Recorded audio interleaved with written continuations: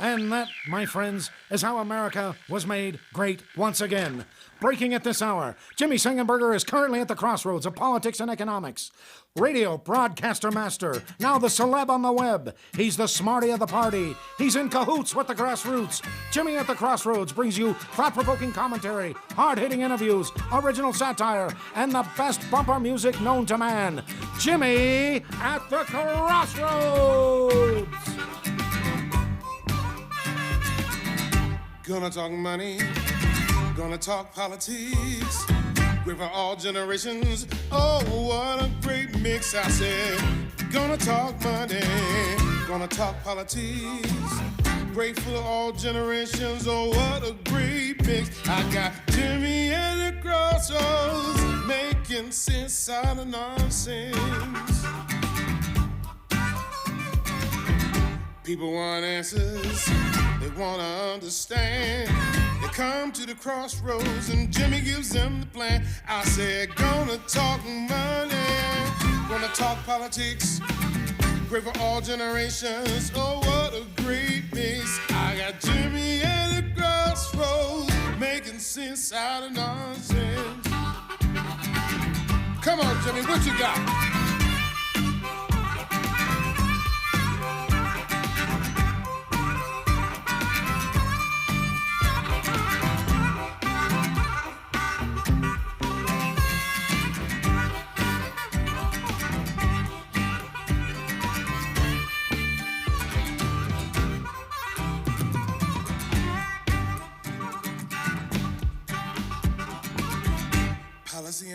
Hello, my friends, and welcome to another edition of Jimmy at the Crossroads. I'm your host, Jimmy Sengenberger, doing my level best to make sense out of nonsense and, of course, always bring engaging, intelligent talk, Sang style, in partnership with the Washington Examiner. So great to be with you. Thanks for joining us on another action-packed day of the show. If you want to join into the festivities, please do. Feel free to tweet at me at Sang Center. That's Sang with an E, not an A, Center on Twitter. Or you can log on to my website, jimmysangenberger.com, and shoot me an email from the contact page there. Remember, there's no A, there's no I, there's no U in Sangenberger. It's all E's all the time. Once you know that, Sangenberger is easy. Also, please do be sure, if you have not done so yet, to subscribe to the YouTube channel, Jimmy at the Crossroads, and to also like the Facebook page, Jimmy Sangenberger Media Personality, both of which are places to go, the places to go to watch the live stream when it happens every day, as well as to catch videos that have been published after the fact. So we'll take interviews and we will distill them down, or we will put up the full interviews as standalones, sometimes monologues of yours truly as well. And that content goes up on YouTube as well as on the Facebook page. Be sure to like and subscribe to our friends at the Washington Examiner as well. So today, I'm very excited about our show. We've got Tom Pyle coming back, president of the American Energy Alliance, to find out what to do to treat the situation that ails the oil sector in America with this price war going on, what's happening and what can be done about it. We'll talk with Tom Pyle about that.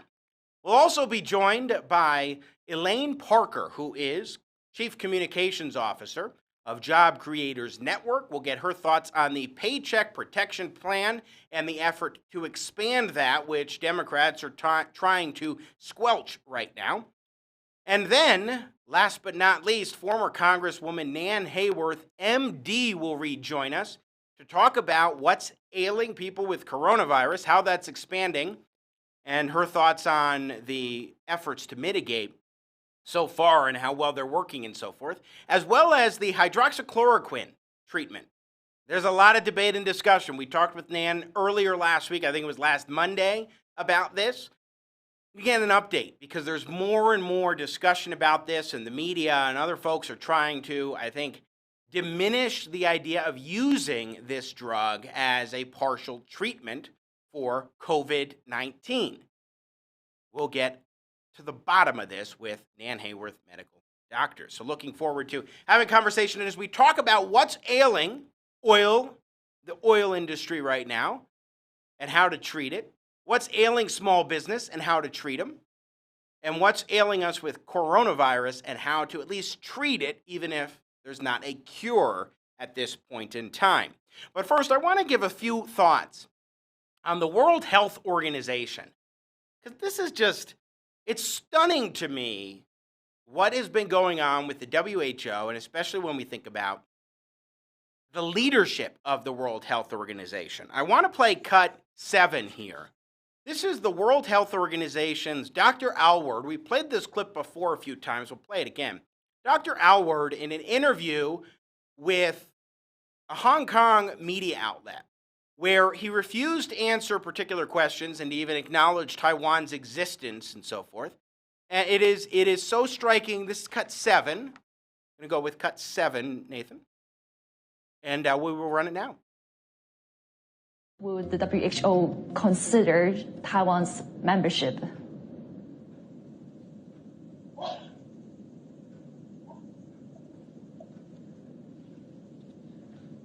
Hello?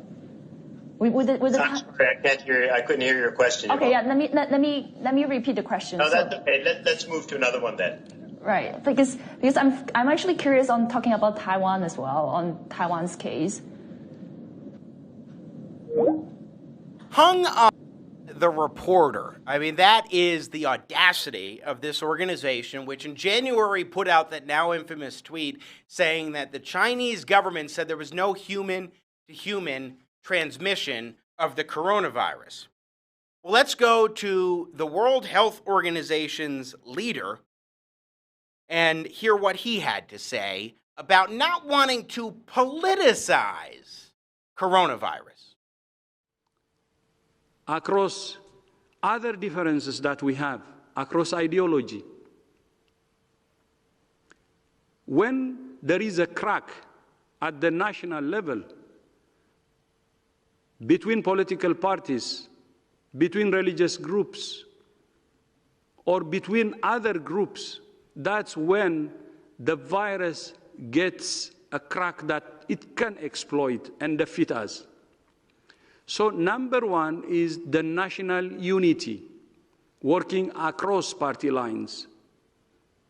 I was a politician. I know how difficult this could be. I know it. Although it's difficult, it's the right thing to do. At the end of the day, the people belongs to all political parties. The focus of all political parties should be to save their people. Please don't politicize this virus. Oh, that is Dr. Tedros. He is the Director General of the World Health Organization, saying, please don't politicize this virus. And yet, they are the ones that have been providing cover for China as they've attempted to spread the disinformation campaign previously that the United States was the generator, created this virus, and introduced it into Wuhan, China. And then also trying to, and we've talked about on this show from my own experiences, trying to suppress those even in the West, in a country like the United States, who are trying to shine a light on China's role in hiding coronavirus early on and trying to downplay it after it started to come out that, yes, human-to-human transmission was actually possible. Then let's go to President Trump here, when he's specifically asked about the World Health Organization, and he talks about getting the need for WHO to get its priorities right. The question was asked a little while ago about the World Health Organization, and as you know, they made a statement on January 14th, I guess it was, that there was no human-to-human transmission. Well, there was. They probably made that statement in the second or third week of December in addition, but they made it very powerfully on January 14th. And they criticized me very strongly when I said that we're going to shut down flights coming in from China, and especially from certain parts of China, but from China generally, we were criticized very badly. So last year, and for many years, hundreds of millions of dollars has been paid to the World Health Organization, hundreds of millions of dollars a year. And last year was $452 million, and China paid $42 million. Before that, it was $500 million, and China paid less than $40 million. And before that, it was similar numbers in the 400s, 300s, and sometimes even in the 500s of millions of dollars. And China would do proportionally just a small fraction of that number. So President Trump highlighting how the World Health Organization gets bulk of its funding, it seems, from the United States. China significantly lower in terms of its contributions, yet the World Health Organization carries China's water on this stuff. Why is that? Now, I disagree with the president's approach on trade with China. I disagree with the president's approach on trade with the European Union, for example. But when it comes to telling our allies in Europe they need to put up more for their own national defense and to contribute more to NATO, that makes sense, and that is an effort from the president to push them to provide more, to pay more of a fair share of the percentage for defense for those in the Northern Alliance. Now, when we, or North Atlantic Treaty Organization, to be more specific. But when it comes to World Health Organization, it seems that he's trying to do a similar thing, to nudge the World Health Organization in the right direction of saying, guess what, guys? We're not going to carry China's water anymore. Not going to happen. And I think that's a good thing. Very positive, especially when we know the root of this coronavirus pandemic was out of China. All right, we're going to take our first video break, and when we come back, we will be joined by none other than Tom Pyle. He is president of the American Energy Association, and he will join us, American Energy Alliance, and he will join us coming up in a matter of moments. Stay with us. Jimmy at the Crossroads. I'm Jimmy Sengenberger in partnership with the Washington Examiner. Welcome back to the Jimmy Sengenberger Show, your home for engaging, intelligent talk, same style, right here on News Talk 710 KNUS. Please welcome Special Prosecutor Ken Starr.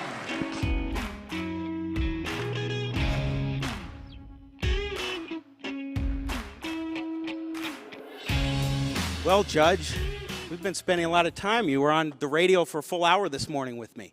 And you were great, Jimmy. Everybody should tune in, regardless of where you live. He is terrific, and I also call him the harmonica man. He is really great with the harmonica.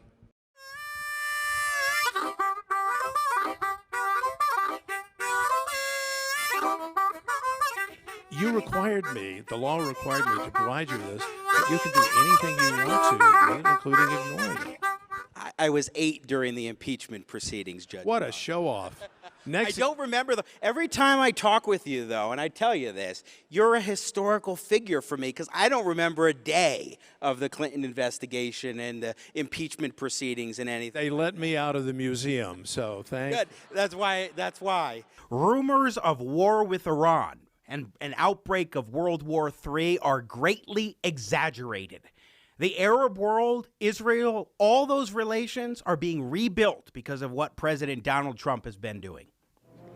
Unfortunately, the federal government in the 1970s virtually ended bankruptcy protection for student loan borrowers. So what happens if the walking debt bites into your bank account so deeply that you become infected? There's no escape. It's a lump of national debt following questionable economic growth. Here you go, millennials. Merry Christmas. Ho, ho, ho, ho, ho, ho. It's coal. Jimmy, your thoughts on this very quickly? Does this sap the energy away from the Democrat? Yeah, well, I think if you look at the whole nature of the impeachment proceeding at this point in time, the backdrop is significant. Just within the last month or so, you've had President Trump give the order to take out notorious terrorist Qasem Soleimani. He got through that democratically controlled House of Representatives, the USMCA trade agreement, and the economy is really robust. So I don't think this impeachment thing plays well for the Democrats. If you want to reach millennials, you have to understand what the generation is about. That we're not all socialists. In fact, there are natural reasons to believe that millennials are more conservative than you think. Listeners have been asking for more engaging, intelligent talk, saying style. And guess what, folks? We're going to bring it to you. We are just getting started. Stay with us. Don't go anywhere.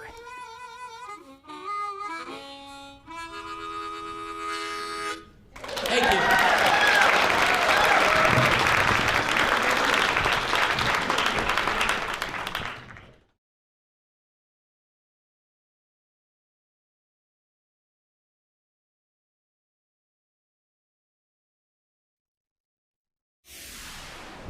And now, the further future adventures of Starship Winkler. In today's episode, the captain is making travel plans. Sparks, open up a frequency to price expediosity line. Yes, Captain. Hello, and welcome to Price Expediosity Line. How can I help you? Well, I'll need a room. Are you traveling alone? Yes. Oh, that's a shame. Never found the right woman, huh? Well, there was this... No, wait, just book me a bed. King, queen, full, twin, Murphy, or bunk. King. You never know. Well, as long as you're convinced. All right, name your price. Name my price? That's how it works. Name your price. $6? $6 it is. Let's plug it in here. Bippity boppity boo, and sorry, you are outbid. By how much? Penny. Someone bid 6. Oh, 1. Who? Oh boy, I just booked a room for $6.01. Well, will the captain ever make a good bed bid? Tune in next time when we hear... Here's one for $602. I'll take it. $1,000. No! Damn dramatic pauses. On Starship Winkler.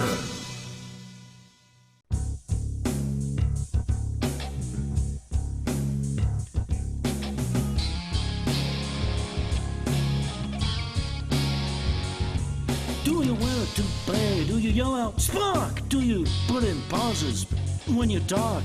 Do you start real soft and then go real loud? Have you won 2 Emmys? Do you love a crowd? Whatever makes you feel like a Shatner. Yeah, you got lots of macho and swagger. You had alien affairs. You sing bad but no one cares. You find low airline fares. If you like to work, got a handsome smirk. If you're Captain Kirk, whatever makes you feel like a Me. Phasers on stunning.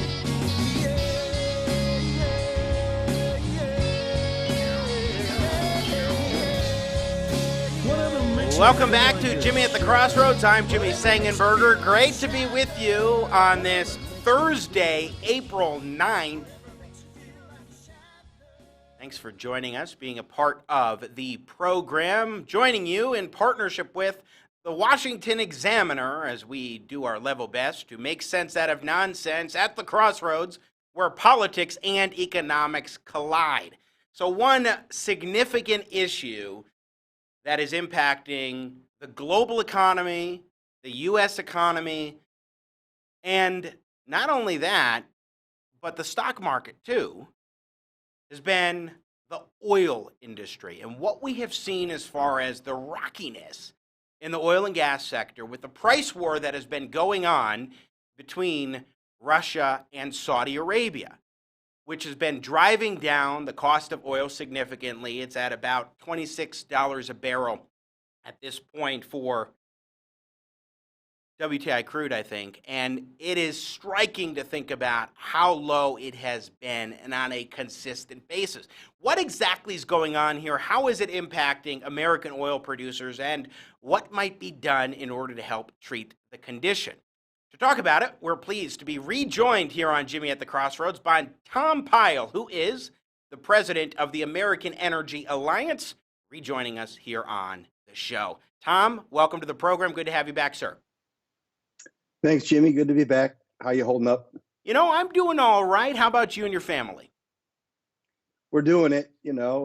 Week 3 of homeschooling, and the kids are still in good spirits and having lots of virtual happy hours around here. That's good. You got to make the most of the experience, that's for sure. Okay, so what exactly is going on here? When someone says there's a price war happening between Saudi Arabia and Russia, what does that even mean, and how is that impacting U.S. producers? Sure. So most people may not know this, but most of the oil sold around the world is sold by state players. In other words, countries own their own oil companies. The United States is very rare, one of the rare ones in that private companies own, have the right to produce in this country, but the government doesn't own these resources. In the case of Russia, it's quasi-private, but everybody knows that Vladimir Putin pulls the strings at the Russian company known as Gazprom.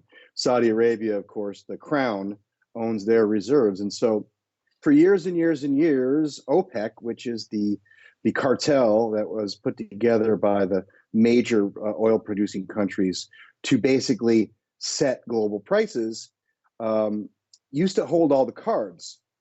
And of course, our American shale producers, beginning around 10, 12 years ago, began to create a huge increase in production to the point now where we're the number one producer. We may be going down, up and down in this current climate, but the bottom line is, in just 10 short years, the United States has completely upended global oil markets.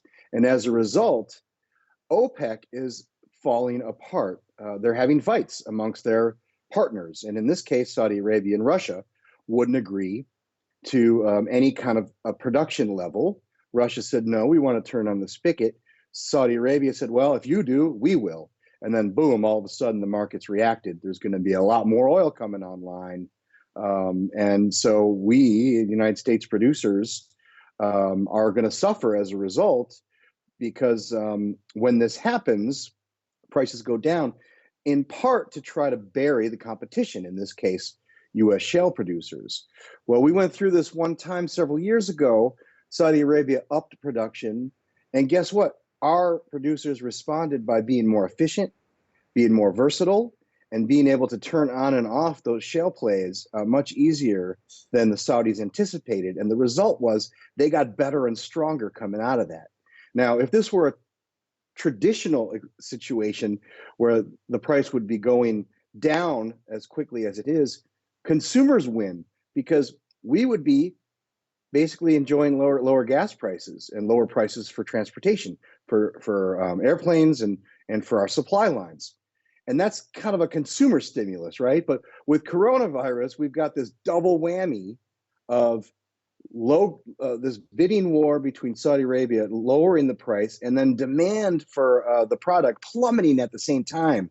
And that's why this has been really, really catastrophic for America's oil and gas producers. So then, to a point, it is, on the one hand, it is the result of the struggles of American oil producers, as the result of this price war between Saudi Arabia and Russia. But on the other hand, they're also suffering because of the coronavirus, where normally they would at least be able to make money from the sale of lower-priced gasoline, but now far fewer people are on the road. So in effect, coronavirus has a casualty, one of the areas being hit hard by this economically is the oil industry. And you can actually make a direct tie to coronavirus for one of the reasons why the industry is struggling right now. Is that right?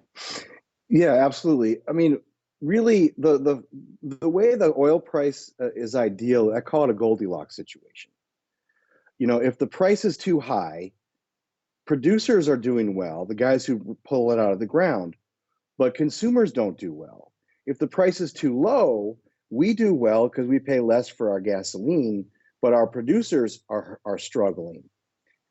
So I call it has to be just right. It has to be that equilibrium where it's not too high and it's not too low, and that's a win-win for everybody.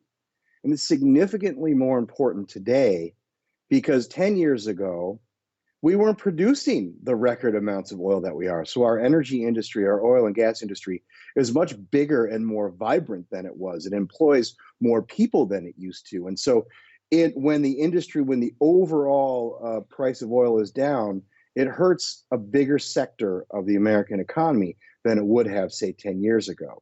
Ideally, the best thing that can happen right now, the best thing that the government can do is smash this virus. Because if we can get back to our daily lives, if we can start moving again, if we can start driving again, if we can start taking vacations again, then we will start to see these reservoirs that are filling up start to deplete, and we'll start to find that equilibrium again in the price. Of course, the Trump administration should, and they have been doing like monstrous diplomacy with Saudi Arabia in particular, and Russia, and other states and other nations as well, to try to get them to come to their senses and not pump out more oil at a time when the world is needing less and less and less. Again, we're talking with Tom Pyle, president of the American Energy Alliance. So in this regard, what you're suggesting is not that we need some sort of expansive government interference, a whole slew of subsidies, but it's much more, let's get through this, get this virus under control so that people can start going back to work and actually buying the oil at the pump, gasoline, and so forth, because that's so critical. When you have the price going down, you at least need to be able to make some money from it. Now we're seeing, I've seen gas stations where it's like $1.30 some places here in Colorado, which is very low, and it's not helpful for the industry to be able to continue to have their workers work. Like in some of these states, you're able to still have oil manufacturing take place at these production locations. But despite that, the activity of the wells, Tom, you're not able to experience too many of the benefits from it. Yeah, and that's the real tragedy in this is again, the silver lining to impacts of a price war is usually we receive a dividend in the form of low gas prices. It enables people to do more with less, to be able to drive more, maybe afford that car that has more mile per gallon, but fits the size of your family a little bit better. And this goes back to the cafe conversation we had last week. The downside is we're being told literally not to do anything, not to go anywhere. And so we're on a lockdown. And one other sector of the economy we shouldn't forget about is the refiners. The refining industry are the ones who take that crude oil and turn it into all these products. And they're hurting as well. So if you look at the total of the energy industry, you're looking at real impacts for those refinery jobs as well. And so, yeah, we just need to get back to work. We need to smash Corona and get back to work so that we can demand can go up. The economy can start running again. And then some of these issues will take care of themselves. Now, not all of them, mind you. We were having some issues with, the industry was due for a consolidation. The market forces were there before coronavirus, before the Saudi price war. The signals were there that we had too many rigs going. And some of those things were already happening in the beginning. So it really is, I would call it a triple whammy for the oil and gas industry at this very moment. So, Tom, let's spend our remaining few minutes with you talking about the robustness of the industry in the United States for oil and gas, natural gas, because we have had a boom in recent years. And just in the last couple of years, for the first time in at least decades, upon decades, 50, 60 years or more, the United States has now become a net exporter of oil and gas. That's a remarkable feat. What helped bring that about, and why is it important? Several factors. First of all, we have always had the resource. We are the richest energy nation in the world. We have more oil and gas under our lands and our shores than anywhere else in the world. So we have the resource. What we didn't have was the technology and the price. The market prices back in, if you recall, 2008, 2007, we were looking at $150 a barrel crude oil. And the industry was basically forced to find out how to get to those shale plays that were always under the ground. And what happened was the technology, innovation, hydraulic fracturing, an old technology combined with horizontal drilling, a new technology, lit a fire in the oil patch. And that is how we've gotten in just 10 years, being the number one producer of these resources. Two other quick things. One was policy. It was that we lifted this ridiculous oil export ban that was put in place in the early 70s by Richard Nixon that said we can't export our oil because it's too precious of a commodity to share it with the rest of the world, even though the price is a global price and the market's a global market. Silly, silly stuff. Two, we have a unique system of property rights in this country where we, landowners, own the subsurface. And so as a result, if you have oil or gas underneath your property, you get skin in the game. You get royalty checks. The oil companies pay individual families hundreds of thousands of dollars a year in some cases for the right to lease the land, the subsurface, to extract the resource. And so those are the miracle. That's sort of the soup that resulted in this miracle, this energy renaissance that we're enjoying right now. And one last point that I like to bring up, and I think we might have talked about this a little bit last time we had you on, Tom Pyle, again, our guest, president of the American Energy Alliance, is that with the increased production of natural gas in particular here in the United States, it's been remarkable to see that, contrary to what some might think, which is the idea that you would have a significant increase in carbon emissions from natural gas production, we've actually seen a decline in that for both oil and gas, particularly because of the improvements in technology that have made it much more feasible to extract oil and natural gas from the ground in a way that reduces emissions compared to how it was in the past. For example, here in Colorado, we've about quadrupled oil and gas production, yet at the same time we have seen a modest decline in emissions from those sources, which is pretty remarkable if you think about it. Yeah, look, while the politicians in Washington and your governor have been harping and begging for all these government mandates to force us to choose the energy sources that make the most sense for our states or our communities, the market has been taking care of this climate issue. The Paris Agreement, for example, we are on track to exceed our targets if we were still to remain in the Paris Agreement. Yet all those countries in Europe who've been finger wagging at Donald Trump saying, oh, this is terrible, you're abdicating your leadership, they're not on track to meet their targets. After all the interventions that they've done, after all the micromanaging of the energy sector that they've done, which, by the way, is bankrupting their budgets at the same time, they're not even doing as well as we are. Why? Because we have a free market system. We get the best of both worlds. We get economic growth, we get opportunity, and we get a cleaner environment. The facts bear it out. Our air and our water is cleaner and cleaner and cleaner by the year, and that includes carbon dioxide emissions, if that is indeed one of your concerns. Yeah, I think that's well put.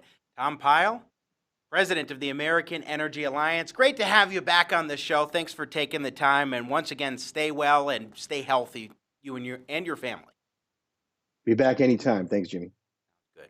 And Tom Pyle joining us from American Energy Alliance. We're going to take a break. When we return, we will check in with Elaine Parker of Job Creators Network so we can talk a little bit about this Paycheck Protection Plan that Congress is hashing out. It looks like Democrats are trying to put a stop to this measure to provide some support for small businesses. We'll see what happens, but it will be an interesting discussion to delve into as we continue on Jimmy at the Crossroads. I'm Jimmy Sengenberger, coming to you in partnership with the Washington Examiner.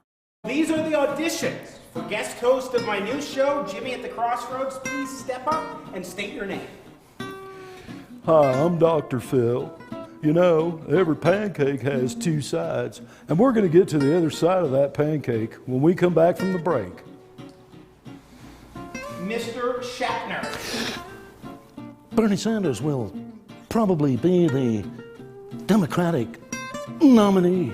You're going to have to talk faster. I was going at full speed.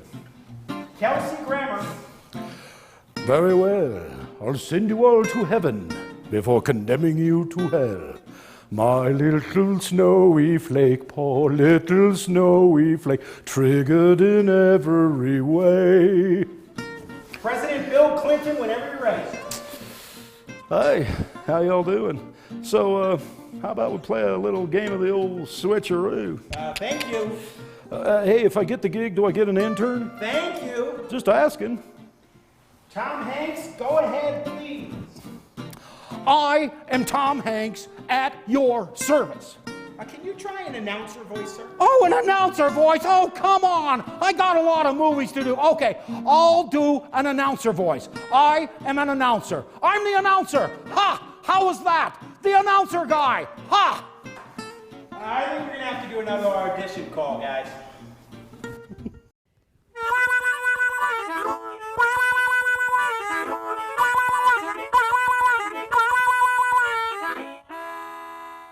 You know, if I wanted to go around town, take this harmonica, and become a musician, I don't need a license to do that.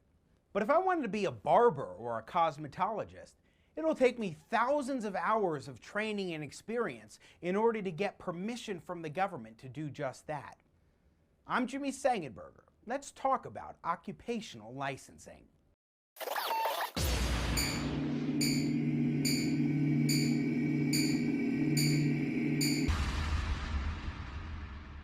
Did you know that 1/3 of all Americans need government permission just to do their jobs?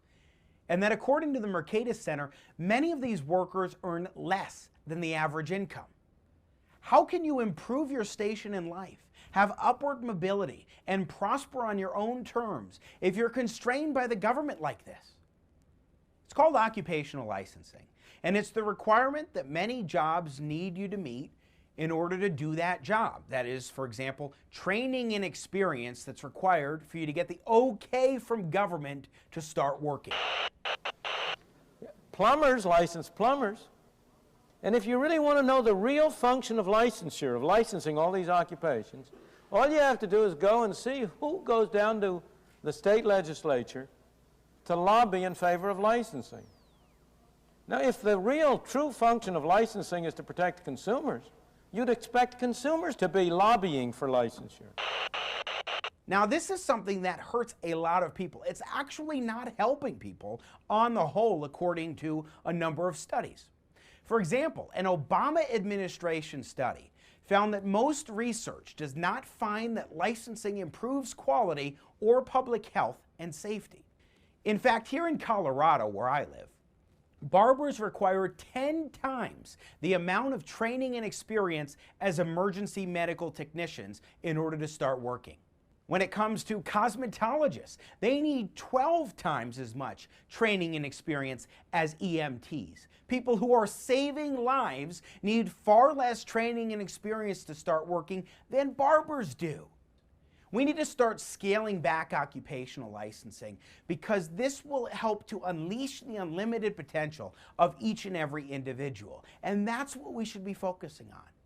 Industry boards that approve licensing requirements in many cases oftentimes promote it because they want to constrain new entries into the fields. They got it wrong. We need more competition and more opportunity across the board for better quality and also to improve people's lives. And in the end, isn't that what good public policy is all about?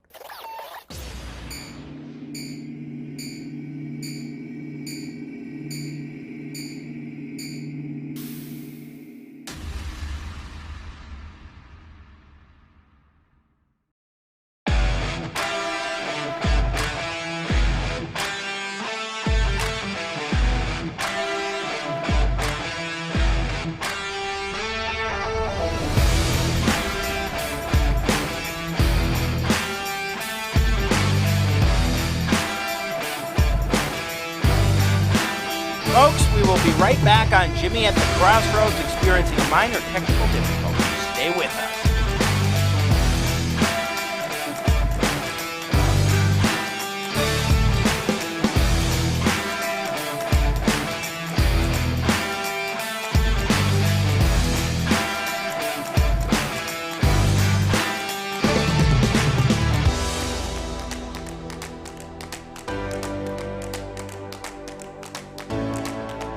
right, there we go. That worked pretty quick. Sometimes there are little flukes here and there. Welcome back, Jimmy Sengenberger. Jimmy at the Crossroads. Great to be with you today here on the show in partnership with the Washington Examiner. So great to be with you.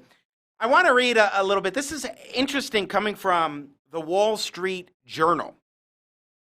The Wall Street Journal has a new editorial out overnight entitled "Pelosi Holds Up Small Business." This is getting old, they write. Tens of thousands of small businesses are headed for bankruptcy without short-term liquidity from the feds. The Trump administration offers to provide it, and Democrats on Capitol Hill refuse to support it without more money for their constituencies.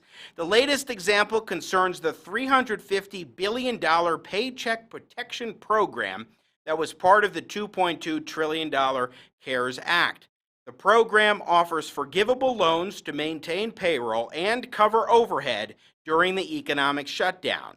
Despite some technical hiccups, the program is already besieged by applications, and yet it looks like Nancy Pelosi trying to hold up expansion of this program. Should it be expanded? What does it do? The Paycheck Protection Plan. How does it particularly impact and benefit small businesses? What should folks keep in mind? Let's talk about this with Elaine Parker, who is the Chief Communications Officer of the Job Creators Network, and she joins us here on Jimmy at the Crossroads. Elaine, welcome to the show. It's good to have you here.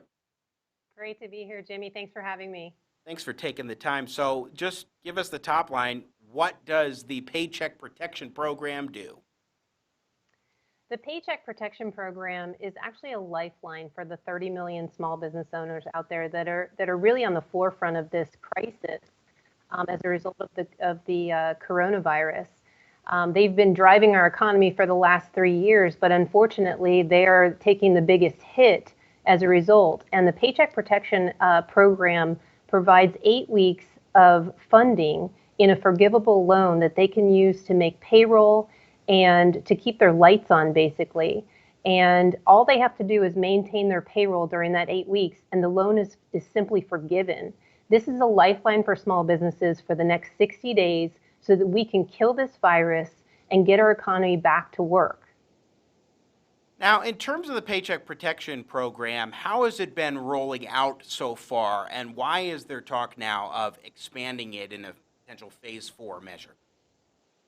So without a doubt, we've never, ever seen our government move this fast. We're talking about a $2.2 trillion bill total in the CARES Act, and just in the Paycheck Protection Program, $350 billion set aside for small businesses to apply for these forgivable loans.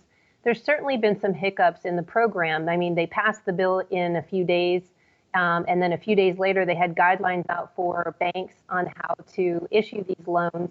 And there have been some hiccups, but they are working them out as quickly as they come to light, basically. We have small business owners who are members of Job Creators Network, and they're telling us that they are getting through the process, and the application process has been smooth. Many of them have told us it's been smooth. We've heard reports of some bumps in the road, but we've also heard on a continuous basis that Treasury is updating the guidelines to deal with some of those bumps in the road. You cannot issue $350 billion worth of money and not have some hiccups along the way.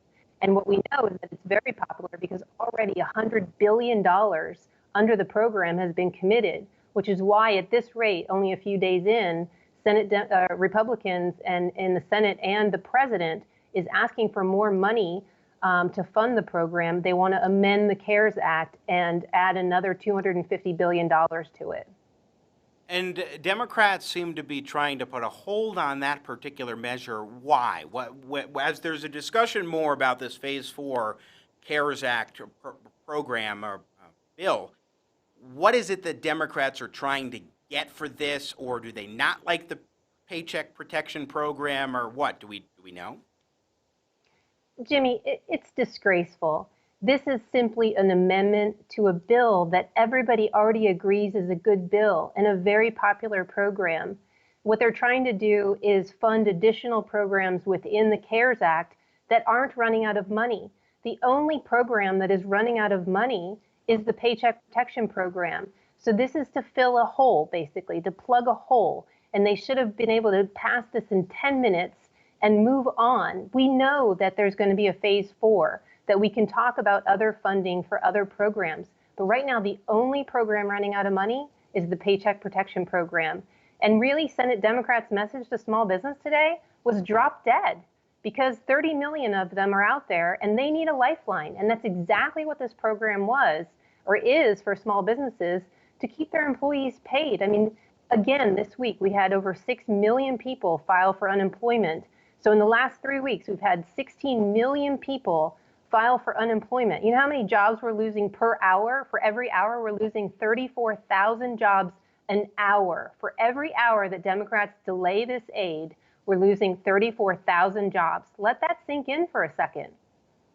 It is remarkable to think about. So this is not actually phase 4. So I misspoke before. It is just an amendment to add a little bit more funding to this program, because there's been so much demand from small businesses across the country who say, we want to keep workers on our payrolls, even if we're not able to do business right now because of the coronavirus pandemic. But in order to do that, we need some support. Exactly. We're not at a phase 4 yet. We're simply at the Paycheck Protection Program is running out of money. And literally, I read the amendment. It is basically like one page, and it basically replaces $350 billion with $600 billion. That's it. There's no policy change. This bill's already been agreed to, passed, and signed. They're changing one number within an entire $2.2 trillion bill to help small business owners. We'll get to phase 4. We know there'll be a phase 4. But right now, we need to plug this hole for small businesses as fast as possible. I would be more favorable to expanding the Paycheck Protection Program and not having a phase 4 at this point in time. I think it's a little premature for that discussion, but having some support additional for small businesses in this particular way, it does make sense to me. Have we been presented with an argument from the Democrats for why they are not wanting to approve this amendment to increase by $250 billion the Paycheck Protection Program, Elaine? They're looking to fund other programs within the bill, within the current CARES bill, you know, whether it's hospitals or healthcare workers or additional money for individuals. Those are all, you know, you can argue whether or not those are good programs or not to fund, but those programs in the current $2.2 trillion bill are not running out of money. Only the Paycheck Protection Program is. So this amendment simply plugs a hole. That's why it should have been done in 10, 15 minutes, and we could have moved on and started talking about what other holes need to be plugged. But this one's immediate. We have 30 million small business owners that are closing their doors, not all of them, but on a regular basis. Every Friday that goes by, small business owners are making very tough decisions about their employees and whether or not they're going to lay them off.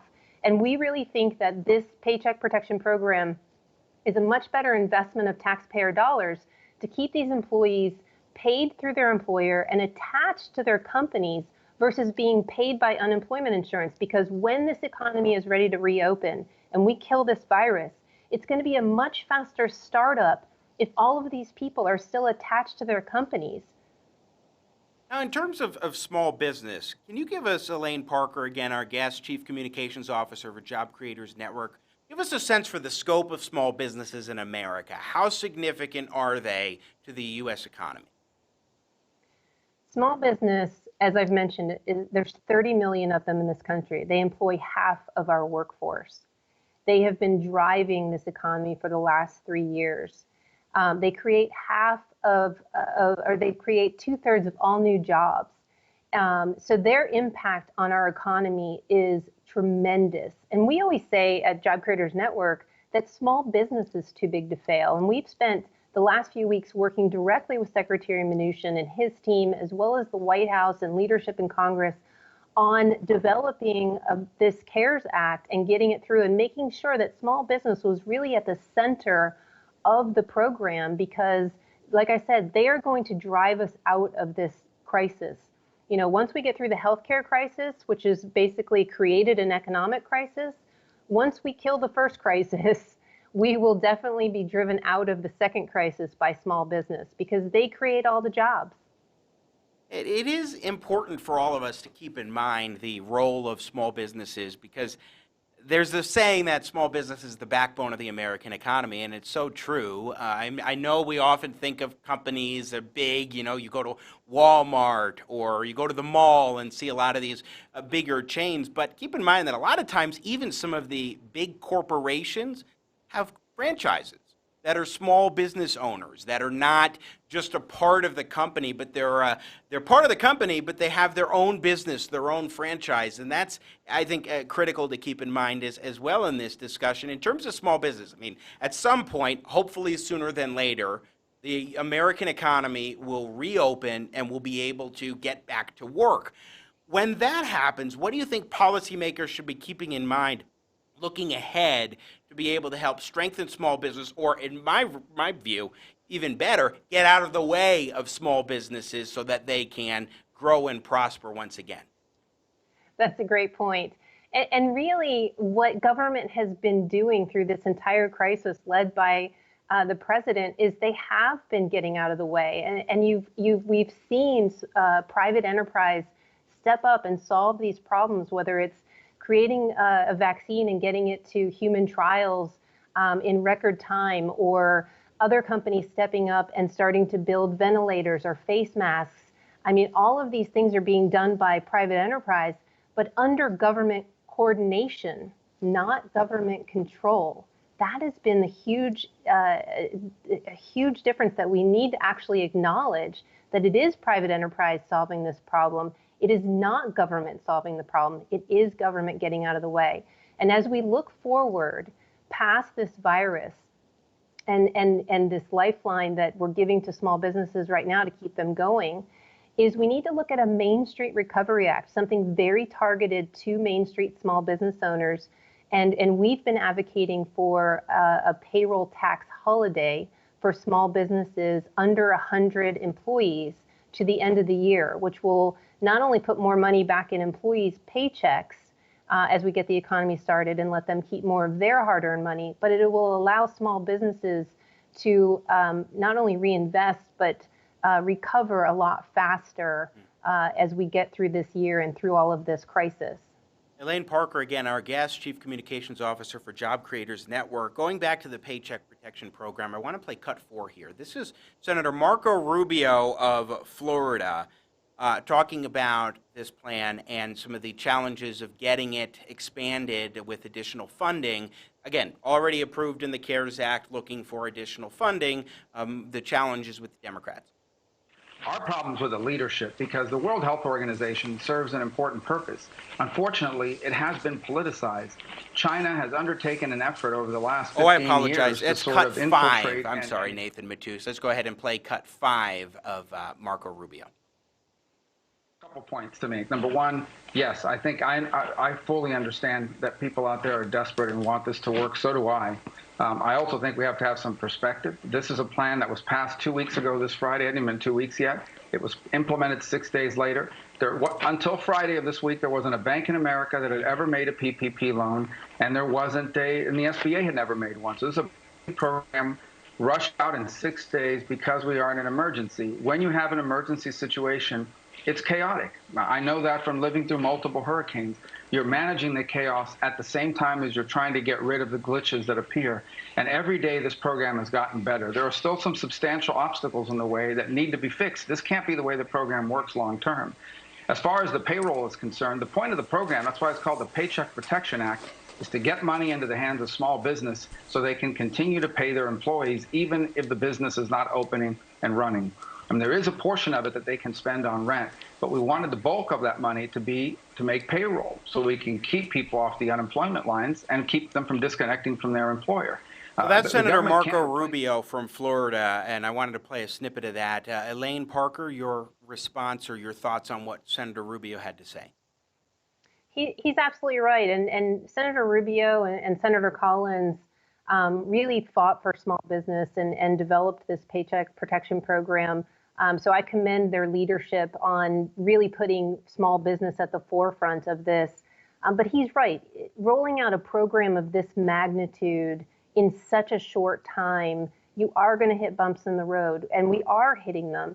but they are dealing with them very fast and solving them on a daily basis. Already twice this week, Treasury has issued additional guidance to banks to solve problems that have come up. So they are listening continuously to banks, to small businesses. We're talking to them on a regular basis and giving them feedback on what our members are telling us about the process, and they are trying to solve the problems.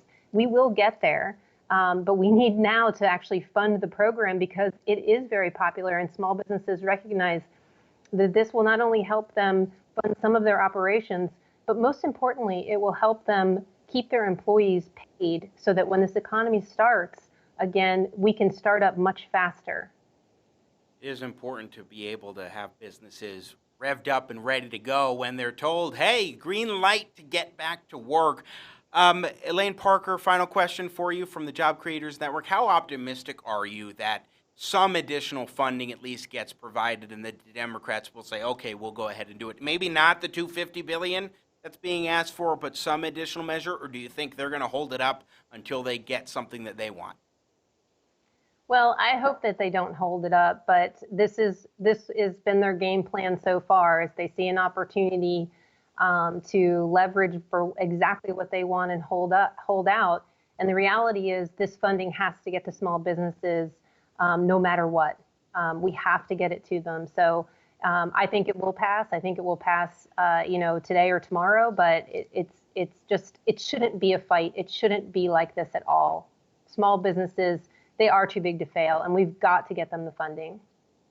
Elaine Parker, Chief Communications Officer for the Job Creators Network. Great to talk with you. Always appreciate a good conversation with JCN. Thanks so much. Stay well and stay healthy. You too. Once again, Elaine Parker with Job Creators Network joining us here on Jimmy at the Crossroads. Well, we're going to take a break, and I got to say, it really is. You look at this particular issue, it makes sense, the Paycheck Protection Act. There's a lot, protection program. There's a lot that is in the CARES Act that was approved that I think was grandiose, that was problematic, that shouldn't have been done. This is one that does make sense. It makes sense particularly because we're talking about these small businesses that are just trying to keep their people on payroll more than anything else. And clearly it is working, and it is the one program that, as Elaine was pointing out, has already been running out of money, which tells you that this one works and may be a bright spot amidst a CARES Act that I think is very deeply flawed. We're going to take a break here on Jimmy at the Crossroads, coming to you in partnership with the Washington Examiner. When we return, Nan Hayworth rejoins us. She's medical doctor and former Congresswoman for New York State. Looking forward to that conversation. We're going to dive back into the topic of hydroxychloroquine and the debate over how to treat this ailment of coronavirus that has a pandemic impacting Americans across the country. Keep it right here. Jimmy at the Crossroads. I'm Jimmy Sengenberger, once again in partnership with the Washington Examiner. America's politics are crazy. The culture is in flux. That's why we work hard to help you keep up. More politics, more culture, and more access. We focus on the biggest stories of the day with some of the biggest names in politics and punditry. Go to our website, WashingtonExaminer.com. Subscribe to our YouTube channel. Be sure to follow us on Facebook, Twitter, and Instagram.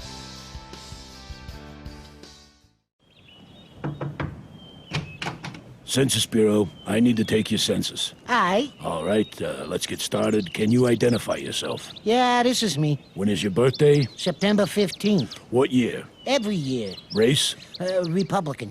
Is this a house, an apartment, or mobile home? Mobile apartment. How many people are living in your home? 2. How many people are not living in your home? Approximately 7.8 billion other people, minus 2. Please identify all that apply. Samoan, Geneva, Milano, Brussels, Neapolitan, Danish. Thin mint. And finally, would you like to be a donor? Oh, sure.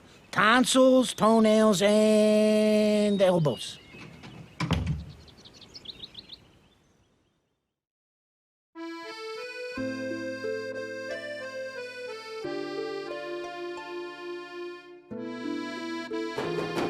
Who's there? What do you want? Hello, Don Trump. It's me, the Easter Bunny. Have a seat, have a seat, have a seat so much. Do you remember, Easter Bunny, when I did you a huge favor by eliminating those horrible carrot tariffs? Yeah. Well, now guess what? You're going to do me a huge favor by doing your normal Easter Bunny thing, whatever that is. Running around the world, planting eggs in the ground. But America first, please. Okay, a couple of things. First of all, I hop around the world. I don't run. And second of all, I don't plant the eggs. I just hide them. How do they come to full maturity then? Well, you hard boil them. That seems a little cruel to me. I don't, you know. Well, I'll tell you what you can do. Why don't you just pardon them like you do the Thanksgiving turkeys? It's a different thing. The third thing.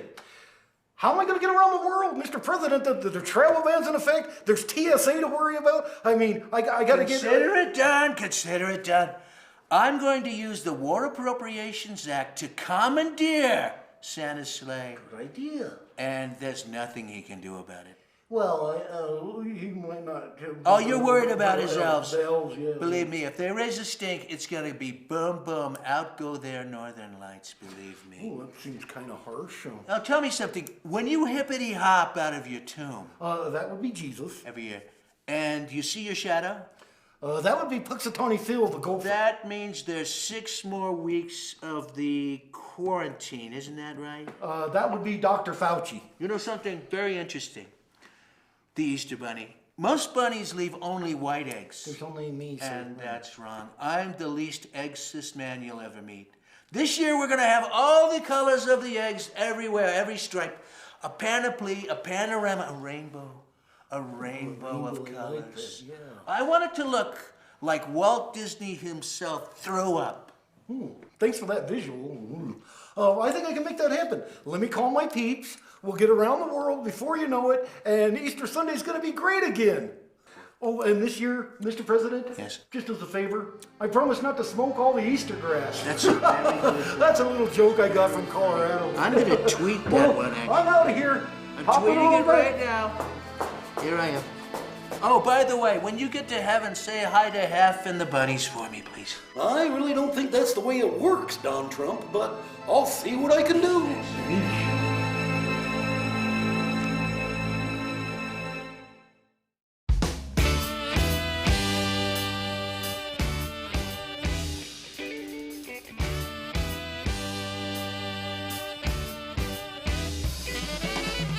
All right, Crossroad fans, let's welcome back Sang Style himself, Mr. Jimmy Sengenberger. Nathan Matoush working the Matoush magic here, producer extraordinaire on Jimmy at the Crossroads. Great to be with you, where we just like having a little bit of fun, spicing things up. You know, video breaks, some shows like to just show their logo and say, we'll be right back. Instead, we have fun, original content, and other things that we bring you that I think hopefully will be putting a little bit of a smile on your face. Once again, you are watching Jimmy at the Crossroads. I'm Jimmy Sengenberger, your host for the program, joining you in partnership with the Washington Examiner, bringing you engaging, intelligent talk, Sang style, day in and day out. So there's been a lot of discussion that has been going on around there about this hydroxychloroquine as a potential treatment for coronavirus. Not a cure, but a treatment for coronavirus. It's something, a drug that has been used in a number of different situations. Malaria in some combinations, and lupus and so forth. And there is a discussion going on about whether or not we should even be talking about hydroxychloroquine. The media having their say, trying to weigh in on this and diminish its potential, while others, like President Trump, are saying, hey, it's at least something that doctors and patients should be able to consider. So let's talk with a doctor and former Congresswoman for New York's 19th Congressional District. Friend of the show already, Nan Hayworth rejoins us on Jimmy at the Crossroads. Hello, Nan, how are you? I'm fine, Jimmy. Can you hear me all right? Yes, sounding good, Great. sounding good. Okay, good. Well, thanks so much for joining us. Really appreciate it. It's good to see you visually for once. We've done a number of phone interviews, but it's good to have you.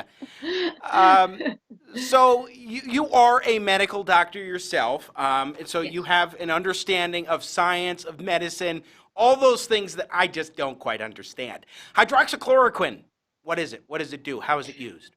Yeah, so hydroxychloroquine was approved by the FDA decades ago for use in malaria and subsequently for use against certain types of autoimmune disease, including rheumatoid arthritis and lupus in particular. So when the FDA approves a medication, that means that they are giving it their blessing for prescription on the basis of both safety and efficacy.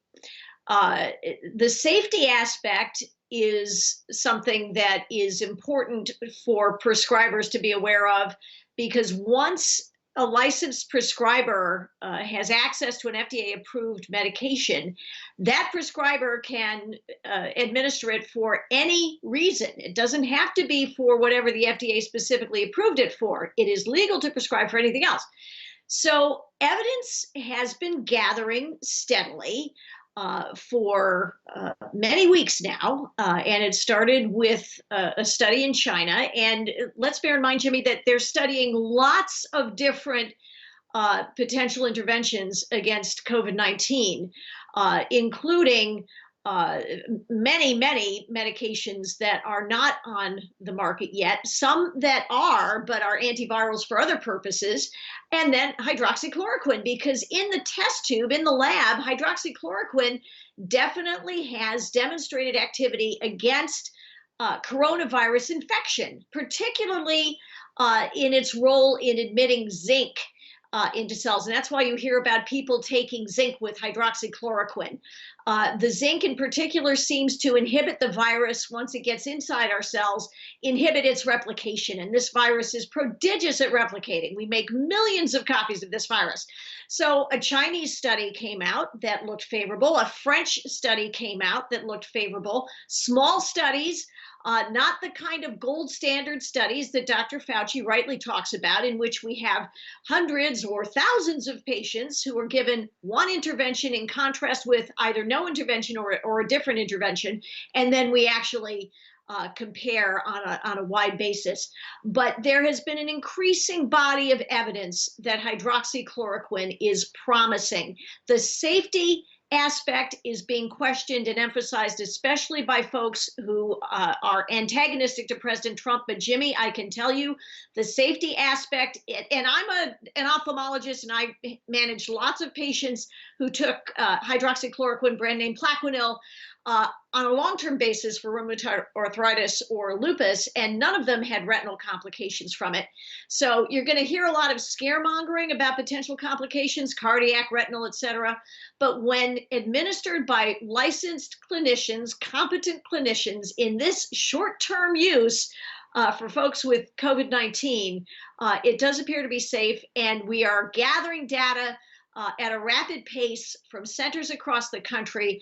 But not just that, there is a lot of anecdotal experience building, because on the street, this is the go-to medication for COVID-19. I think it's so critical to stress this point that this is a drug that has been used in many circumstances, prescribed for decades by physicians. So you understand many doctors have used it, and therefore they can understand what the side effects may be, who it may not be safe to give. I've heard some points about heart issues, and if you've had heart issues, it might not be a drug that would be safe for you to get. But the question is safe, whether, though. Okay. So if you could clarify maybe some of the misnomers about this particular drug as far as side effects and some of the other concerns that people are putting out there. But I do want to stress this one other point, which is that you observed about a clinician who knows what they're doing. Don't just decide, hey, I want to go find a box of this stuff.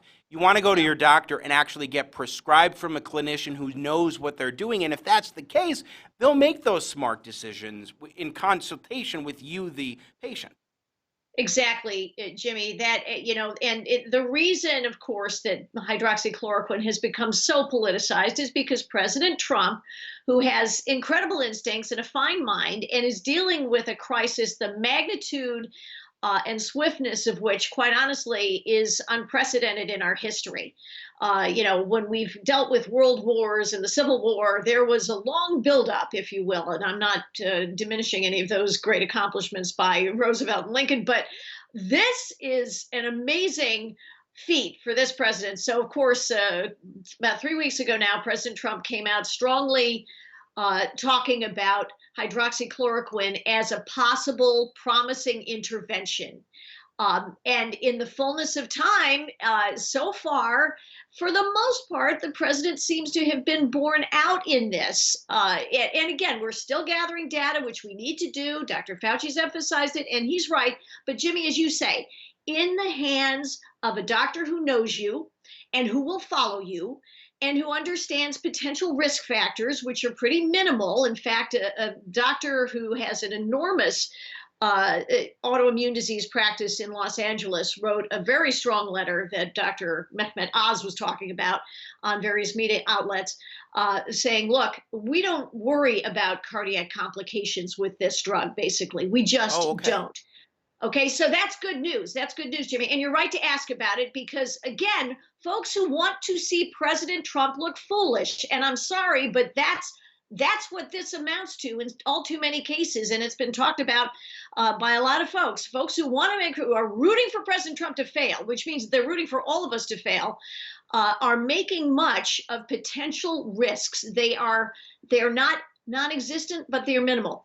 Hydroxychloroquine with azithromycin, the Z-Pak, may pose more risk of a certain type of cardiac rhythm problem that can also be followed by a clinician for potential trouble. But that is really being overblown among the general public.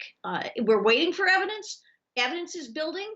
But I can tell you, we know it, Jimmy, you hear it, clinicians across the country are using hydroxychloroquine in their patients, and there certainly does seem to be a beneficial effect. How much? What's the differential between that and some other potential interventions, or indeed no intervention? We don't know exactly yet. But certainly the safety record seems to be borne out. Dr. Nan Hayworth is our guest, former Congresswoman for the 19th Congressional District in New York. Nan, I want to ask you about, since you mentioned the politics of all this, I mean, I'm an advocate for the FDA, Food and Drug Administration, approving drugs principally for safety and not emphasizing their role on efficacy. And I think that this crisis that we're facing right now helps bear that out because politics has very much been getting involved. You're highlighting, I think rightly, the role that the media and other opponents of the president are playing in trying to hype up side effects and some negatives here and downplay any of the positives, which seems to me could, in consultation with the physician, of course, could make for could be much better than any of the negatives that they're talking about and highlighting. But I think when you get to a crisis like this, politics becomes more and more in play. And so when you have a question of efficacy, then that I think can bog down the potential benefits for people across this country who are struggling right now and trying to just deal with this virus and get through COVID-19 as best they can. Jimmy, I agree with you. It calls into question our attitudes about the administrative and regulatory state. There is a prudential role for the FDA. It's a powerful prudential role. When the FDA decades ago, in fact, when hydroxychloroquine was first approved, if I'm not mistaken, at that time, the FDA's model was safety, not efficacy. Subsequently, in subsequent decades, efficacy also became part of the FDA's approval process. And there are many clinicians and researchers who argue that, especially in this day and age of more personalized medicine, is too restrictive. It's great to assess for safety. We do need to assess for safety. Efficacy can be a separate standard, but should not be dispositive in terms of market access to an intervention. So in the case of something like hydroxychloroquine, clinician discretion is very important, and indeed it is legal to prescribe. So the FDA isn't going to stop a clinician from prescribing hydroxychloroquine, but the political aspect of this is just so very, very unfortunate because the folks who are emphasizing to an excessive degree potential safety risks, which are true of any intervention, and they're true of the disease itself. This is the ultimate right to try, is the way I've thought of it. And the president has used that language himself in recent days. So it is not fair to restrict access to clinicians as long as we have sufficient supply, and supplies have been building. They've been ramping up supplies of this medication. As long as we have access, clinicians should be allowed to prescribe it. Dr. Nan Hayworth, our guest here on Jimmy at the Crossroads.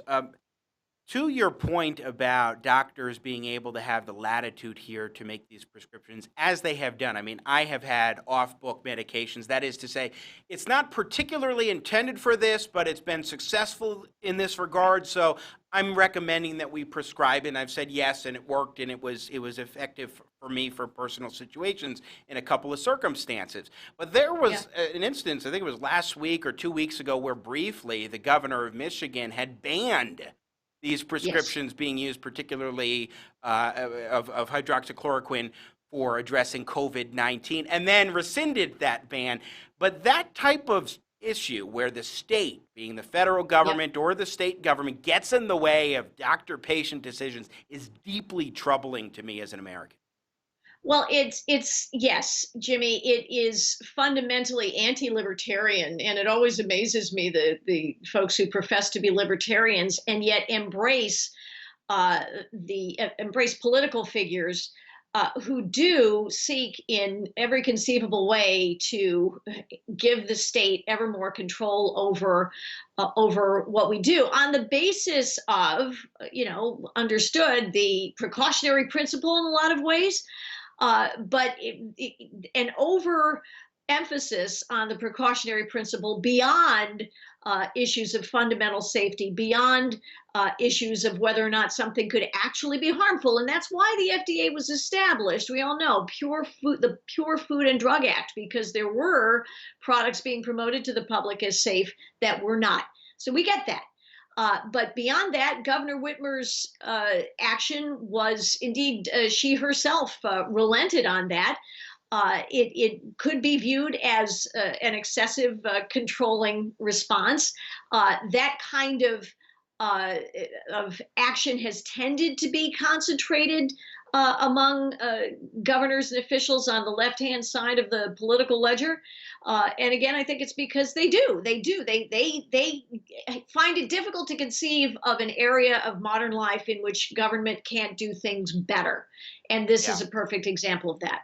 Very true. Nan Hayworth, Dr. Nan Hayworth, let me ask you about how you see this unfolding as far as the hydroxychloroquine treatment, other treatments. As Dr. Fauci has pointed out, and you referenced him earlier, this is something that could be good in terms of the doctor-patient discussion that we were talking about before, but also he would really like to see these studies pan out for how it can be used to treat COVID-19. Are you aware of how these studies are progressing and what might be able to bear this out conclusively for us?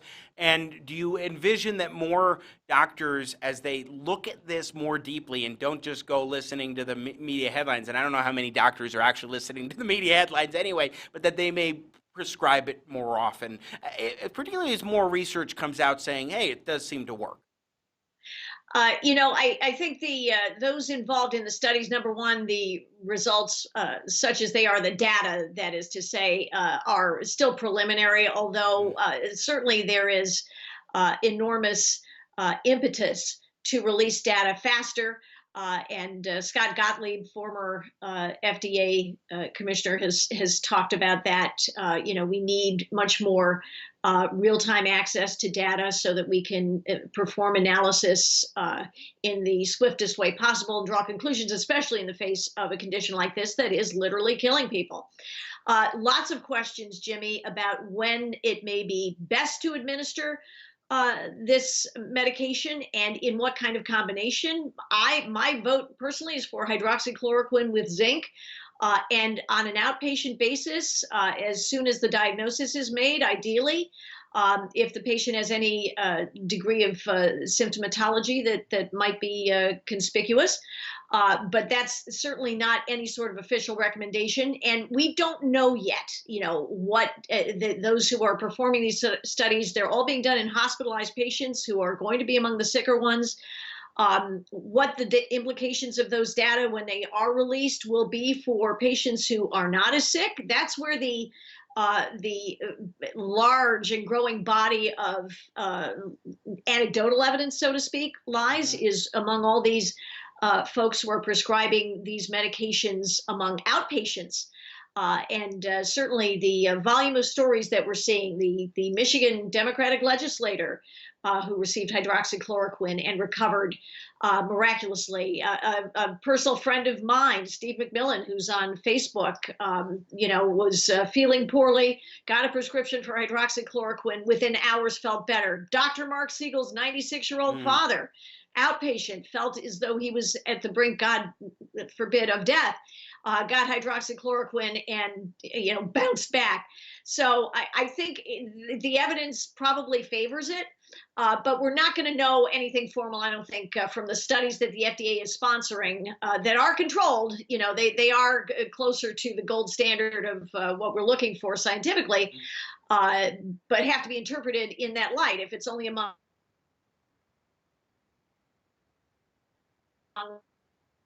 Nan Hayworth is cutting in and out just a little bit. Dr. Nan Hayworth is medical doctor. She's former Congresswoman for the 19th Congressional District of New York. You're cutting in and out there, Nan. Are we looking a little better on the visual there? Hey, it looks like you're moving again. Can you talk for just one moment? I can hear you. Okay, so we're better now. You cut out for a second. I thought you were coming back. You're okay. I want to, as we wrap up our conversation with you, and I appreciate your time today very much, I want to ask two final questions about the coronavirus crisis and pandemic more broadly. Number one is, what do you make of the mitigation efforts? How do you see things as panning out? I'm in Colorado. Our governor says he hopes to remove the stay-at-home order on April 26th, maybe even sooner. There are other parts of the state where, like in Virginia, they've said Ralph Northam's orders extended to June 10th. And we played a clip yesterday of Dr. Zeke Emanuel on MSNBC saying, Americans should be ready for 18 months, a year and a half of an economic shutdown, which goes to show how much he has faith in the all-knowing, all-powerful federal government's capacity to provide for the people. But what say you about where things are at and where they might be headed? That's why I'm glad we have federalism, Jimmy, because this is something that can be managed state by state by prudent public officials. I like Governor Polis's goal. I think we're going to have to honor many new modalities, at least for the time being, and social distancing has held the curve down. We need that.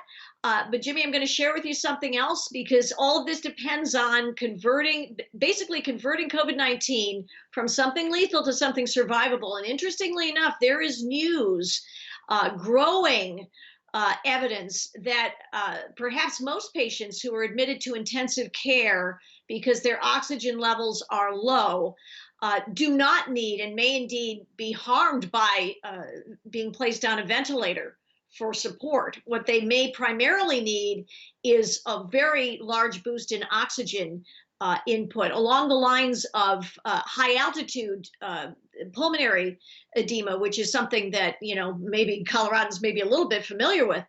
That would be great news if we can, because, it's one thing is the ICU crush, but the other is, of course, do we have enough ventilators? We're going to know more about hydroxychloroquine very soon. And if it's the kind of thing where we can say, look, if you get symptoms, you're going to get an H-pack and zinc, and you're going to do better, that will help us. We're going to know more about immune status. People are starting to become immune. We've got blood tests now that are already being used by the CDC in surveillance fashion to figure out, who's immune. Immunity is probably going to last at least a year. And yes, vaccines are coming, but they do, just by their nature, take more time. Everything is being done at warp speed. We talk about the administrative state. President Trump and his team have been lifting barriers that have existed for decades. Kudos to them. Their efforts cannot be underestimated. They are heroes here. So I applaud Governor Polis. I think Coloradans can handle this. And if the data are with him, I'm sure he'll make a database decision, as will the president. Then bravo, because Dr. Emanuel's recommendation, forgive me, is insane. It literally is, and goes to show that he's part of this group of I think a small group of Americans who just think we can have the government take care of us for months on end, and it is ludicrous. I do want to ask you though about the data question. So I want to play this clip, a cut to of Dr. Deborah Birx, who's one of the leaders of the Trump task force in the White House on coronavirus and this pandemic, and she had something that was rather kind of startling to me and others that I've talked to. Take a listen to this clip. There are other countries that if you had a pre-existing condition, and let's say the virus caused you to go to the ICU and then have a heart or kidney problem, some countries are recording that as a heart issue or a kidney issue and not a COVID-19 death. Right now, we're still recording it, and the great thing about having forms that come in and a form that has the ability to mark it as COVID-19 infection, the intent is right now that if someone dies with COVID-19, we are counting that. This has been concerning to some folks I've talked to about this, seeing that video and seeing her talk about comorbidity, where if there could be another explanation for it, COVID-19 is still being lumped in, which some are worried, and I have a concern that maybe some of the death numbers are inflated as attributed to COVID-19. What do you think? Yeah, I agree with you, Jimmy, and I apologize. I can hear you fine. I could not hear the audio on that clip, but I did hear Dr. It's okay, because I heard Our Dr. apologies Birx talk to about you. that. Yeah. No, not a problem. I heard Dr. Birx talk about it. I do find that troubling. I think it would be far preferable for us to have, I'm assuming all of these patients at the very least have a positive COVID-19, like a documented test. They're taking, they're making an assumption that's not scientifically invalid, but I think these deaths should be marked with an asterisk. And they should be revisited as we get more and more information and more data. It may be valid. I mean, COVID-19 in people who have pre-existing pulmonary disease or microvascular / cardiovascular disease, your diabetic patients with chronic hypertension, syndrome X, obesity and hypercholesterolemia, things like that. Yes, COVID-19 unfortunately will harm them more, but I'm hopeful that they are, keeping these patients in a particular registry so that we can revisit as we go along. Well put. Medical Doctor Nan Hayworth, former Congresswoman for the 19th Congressional District. It's always such a treat to talk with you. Thanks so much for coming on to break down these important discussion points for us. You bet. Thank you. And be well and healthy, please. Best to you and your family. And you. Happy Easter. Thank you. Happy Easter to you as well. It is Easter Sunday. My gosh, it's coming up. Just a few days away. Thank you again, Dr. Nan Hayworth, joining us here on Jimmy at the Crossroads. Speaking of Easter, it is something that I think it's going to be tough when you look at this Easter Sunday. You won't be able to go to church. You'll have to be attending Mass or services online. You very likely won't be able to see family. Certainly won't have family coming in from out of town. It's going to be a very tough time, but I think as Americans, we can certainly pull through all of this. Well, that is it for us today here on Jimmy at the Crossroads. My thanks to our great guest today, Tom Pyle from the American Energy Alliance, Elaine Parker from Job Creators Network, and former Congresswoman and medical doctor Nan Hayworth, here on today's edition of the show, Thursday the 9th. My gosh, how time is just flying right on by already to the 9th. At least it feels like it to me, because we're still doing the show day in and day out. But I'm sure if you're in quarantine, it may feel a little bit more slowly. We will get through this, though, and time will pick up its pace once again for all of us. I feel confident about that. Thank you very much for joining us. Thanks to the Washington Examiner, producer Nathan Matoush, everybody else involved in Jimmy at the Crossroads. I am Jimmy Sengenberger. God bless America.